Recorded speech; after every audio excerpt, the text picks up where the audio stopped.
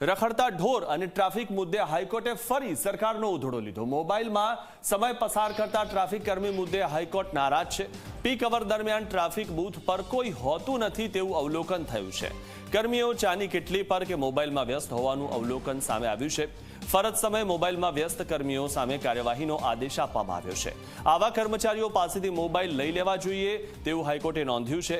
50 વર્ષથી વધુ ઉંમરના કર્મી 3 કલાક પણ ઊભા નથી રહી શકતા।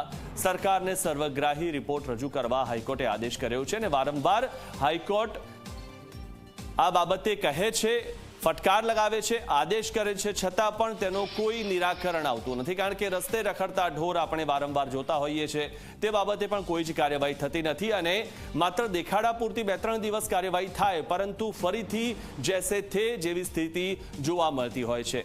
કોઈ પણ જગ્યાએ ગુજરાતમાં હોય કે અમદાવાદમાં હોય કે બીજા કોઈ પણ શહેરમાં હોય, રસ્તે રખડતા ઢોર મળી જશે અને ટ્રાફિકનો પ્રોબ્લેમ પણ સોલ્વ નથી થતો। કારણ કે ટ્રાફિક કર્મીઓ હોય છે તેઓ મોબાઈલમાં વ્યસ્ત હોય છે તેવું હાઈકોર્ટે નોંધ્યું છે। ફરજ સમયે મોબાઈલમાં વ્યસ્ત હોય છે આ કર્મીઓ અને એ પણ વાત પણ નોંધી છે કે 50 વર્ષથી વધુ ઉંમરના જે કર્મીઓ છે તેઓ અડધો કલાક પણ ઊભા નથી રહી શકતા।